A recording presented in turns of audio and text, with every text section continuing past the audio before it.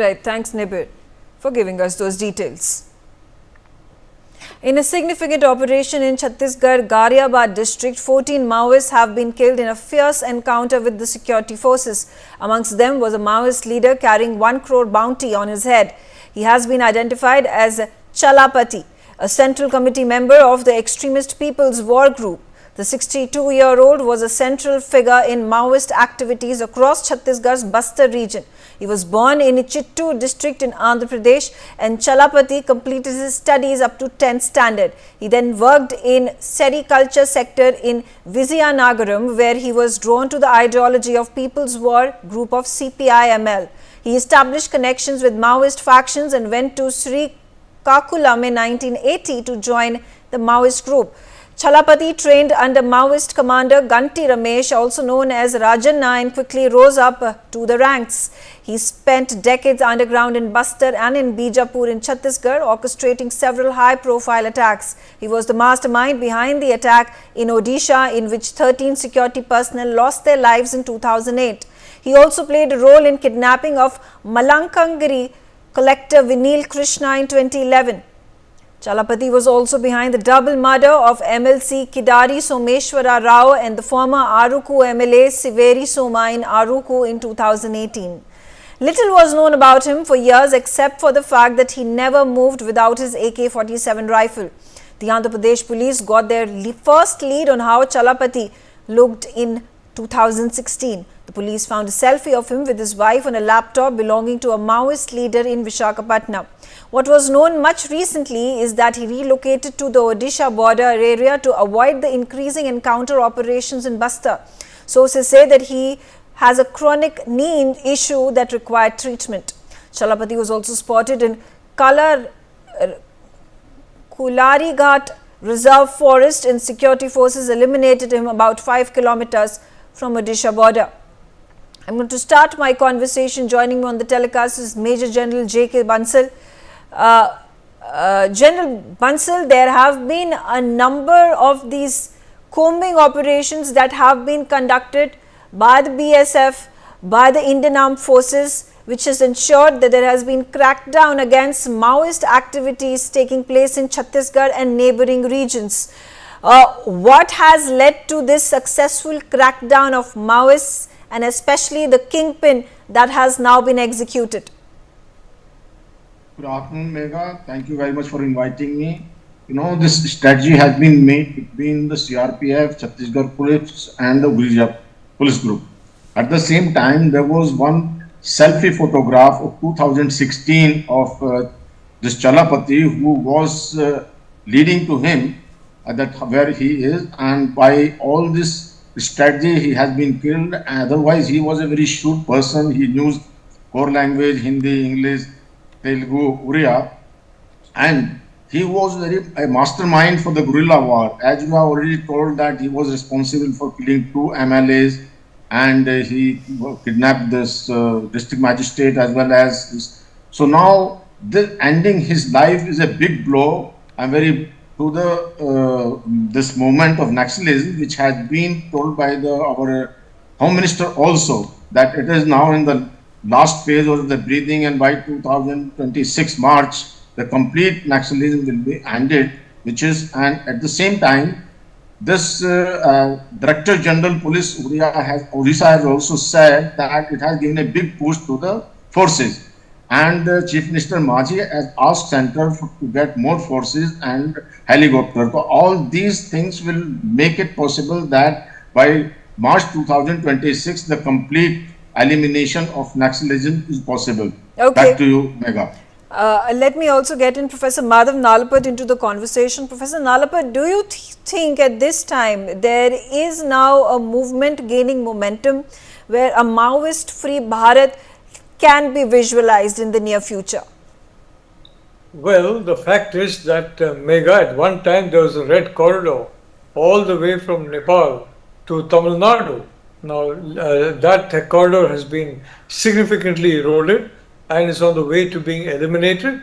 There is no question that the Home Minister has worked very diligently together with the armed forces to do so, and that for that he deserves full credit. I am very sure the Prime Minister who was from the beginning had a special affinity to the tribal community, he will act to ensure that what happened in past regimes, that is, the tribals were given a very small share of the immense wealth that is there in that particular state, mineral wealth, and most of it went to mining companies and big business and local businessmen. The tribals got very little of it. Much more is being given to a tribal community, and I think that's the best way of ending the menace of Naxalism. You can stamp out the symptoms with police operations. The cure has got to be ensuring that the tribals get a fair deal, and the success of the anti-Naxal operations is in large part because of the way Prime Minister Modi has been taking care of the tribal communities and ensuring full justice to them. So I think Mega, that is a 2-point program. One, yes, ensure that the symptoms are taken care of, and there's no question that this particular individual was definitely one of the intellectual leaders of the movement and a strategic thinker, and it's been a great blow to the movement that he is there. No longer in the ring, he has left the world, and that kind of thing is we can see throughout what was at one time a red corridor, right as I said, crossing the entire length of India. So Okay. that I think all full credit goes to the Modi government, and full credit goes to the Home Minister for his strategy, and for the Prime Minister for his strategy of ensuring that the tribal population is given justice and is looked after as the long-term remedy for this terrible illness. I mean, if I've been called an illness of Naxalism that's been plaguing this country for so many decades. General Sudhakar ji, there have in fact been stray instances in the recent months that the armed forces, the BSF troops have been attacked, and they have been fatal injuries that have been reported on a number of our armed forces Jawans. How is it that the scourge of Naxalism, of Maoism can be completely eliminated even in the small isolated sections of Chhattisgarh? Megha, good afternoon. Thank you for getting me to your show, and compliments to the previous co-panelists. As regards your question, if I may address it, it has got multiple components, but one of the significant aspect is what Professor Nalapat said, from Pashupatinath to Tirupati.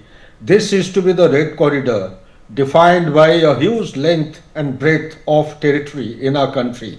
And that red corridor at one point in time in 2009 had 180 districts. And as on 2021, these 180 districts had come down to just about 70 plus districts. And as on today, they have actually shrunk in size to include just about 25 districts in the entire corridor, where you have the dominance of the Naxalism, and that per se has been adequately neutralized. This is actually a big turning point as far as the CAPF is concerned. Now, coming to the core issue which you are raising, yes, the government of India would do well by adopting a very multi-pronged approach. It is not by only neutralizing the Naxalism. If you are neutralizing the Naxalism, you are addressing the symptom but ignoring the disease. The disease lies in connectivity, disease lies in giving the livelihood facilities, disease lies in giving them employment opportunities, education, and a host of other things. Clean water is a very important thing. There are schools in the remote areas, but there are no teachers. So where do the students go to? And even if they are educated up to class 5 or class 7, what next? Do they have any facility for higher education? So similarly, there is one railway line which has been laid. It is exclusively to get the minerals or the coal from the coal mine, and there is hardly any passenger trains. There is only one passenger train cutting across. So therefore, there is a requirement of building infrastructure in a very deliberate, in a calibrated manner, because this is all dense forested area, and there is hardly been any kind of penetration into this forested area so far. So, but above all, if you allow me, I would like to compliment the security forces or the CAPF.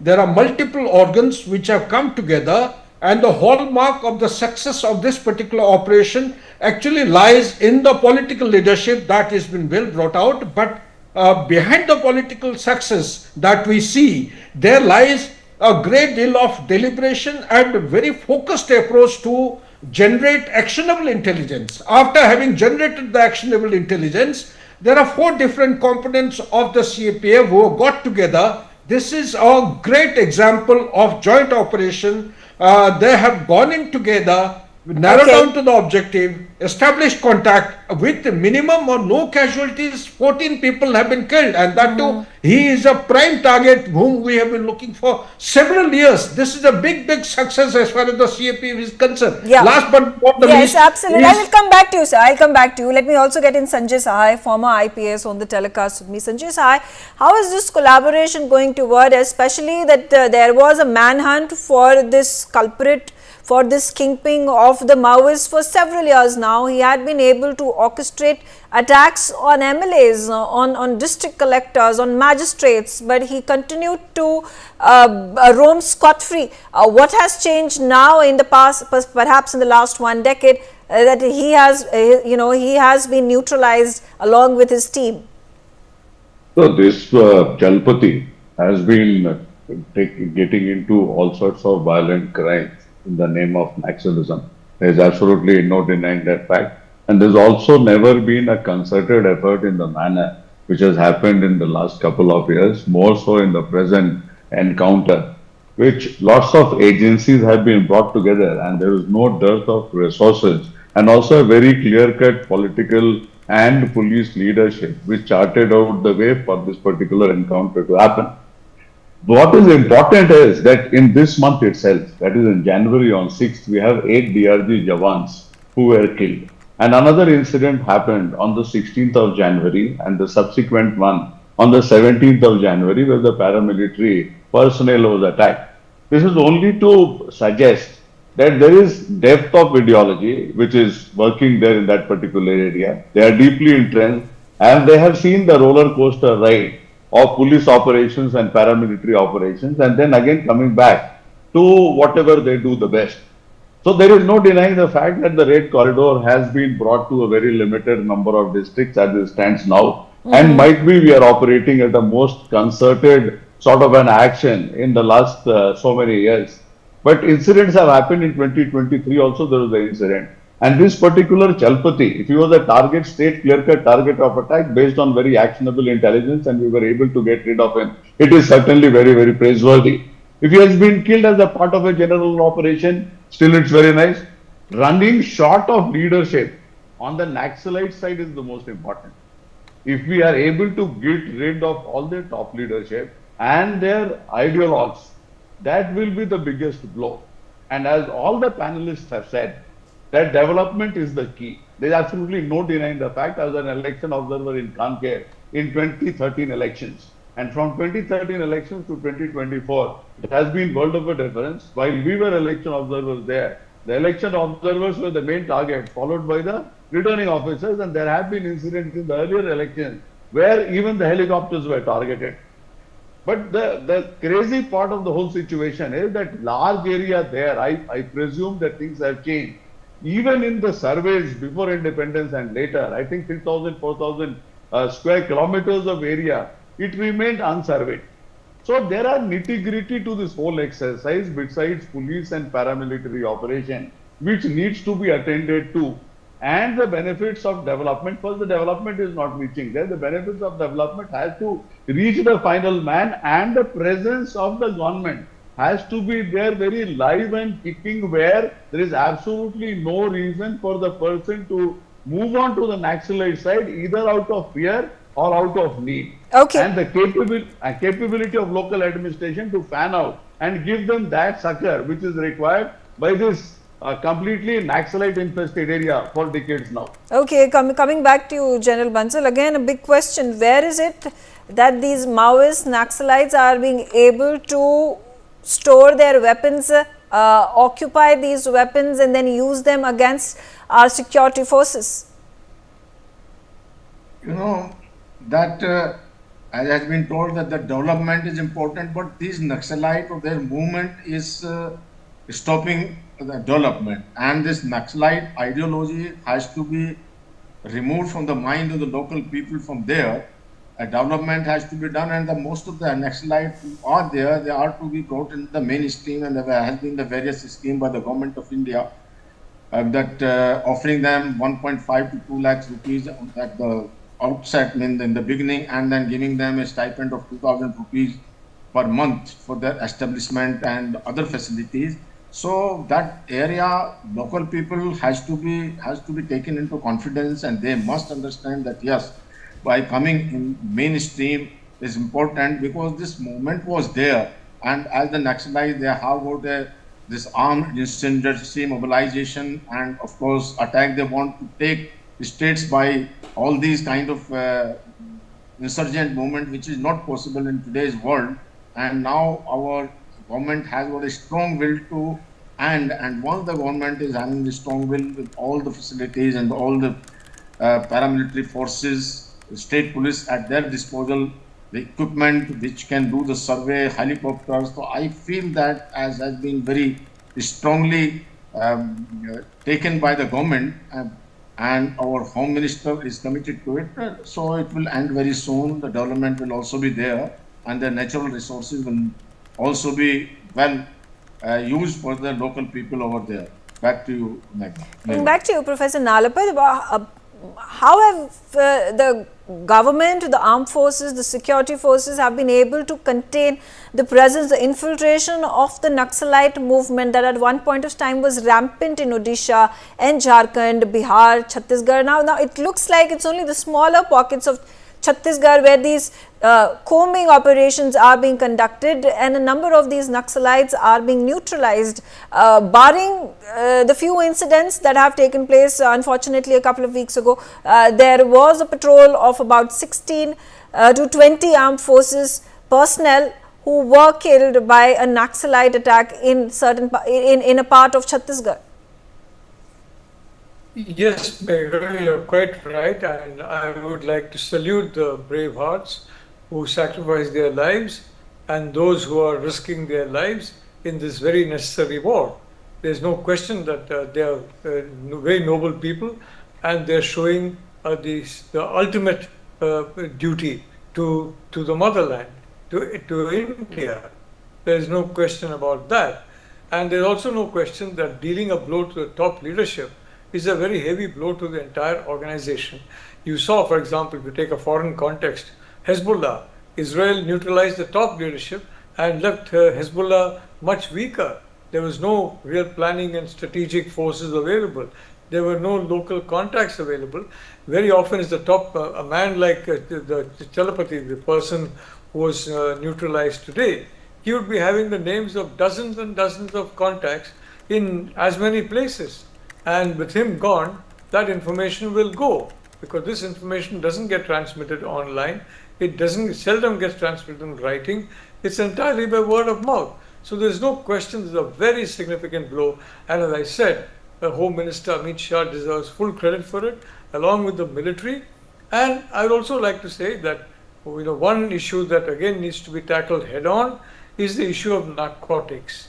Because frankly, the Maoists are being backed. The question is, as you correctly said, where are they getting their funding from? Ample funding. It's not from kidnapping and ransom, obviously. Those sums are very small. Where are they getting their equipment from? Sophisticated equipment, AK-47, sophisticated equipment, including some that can shoot at objects as far away as a helicopter, which fortunately do not seem to be evident now. So the narco trade, unfortunately, is a great facilitator of this kind of terrorism. It's a great facilitator of a lot of anti-national activities, and I think the government of India, led by Prime Minister Modi, will be taking very strong action on the narcotics lobby, because very frankly, a lot of the money that we're seeing in terrorism, including this kind of red terror, a lot of the money that we're seeing in states that have been sought to be disturbed is coming from narcotics money. Okay. And let's yeah. forget then China and Pakistan are the main controllers of the narcotics trade in this part of the world.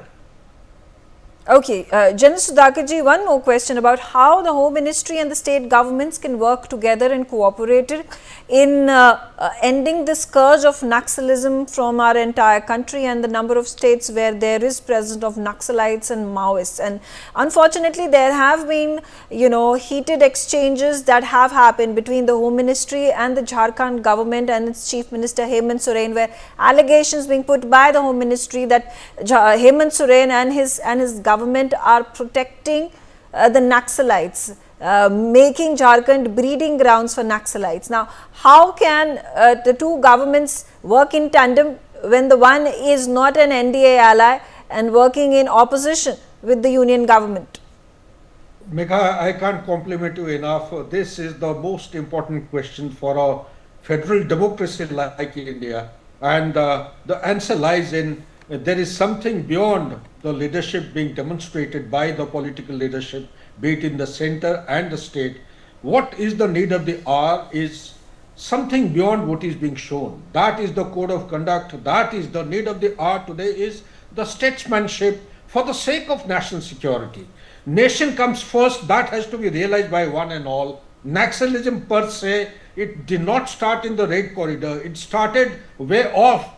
1,000, if not 1,000, at least 800 to 900 kilometers towards West Bengal and sometime in 1956-57. And that is how the very concept of the ideology got germinated and it is spreading. So to respond to your question, I think we need to go beyond the partisan kind of leadership. There is a requirement of bipartisan code of conduct as far as the security is concerned, whether it is homeland or inland security or external trade.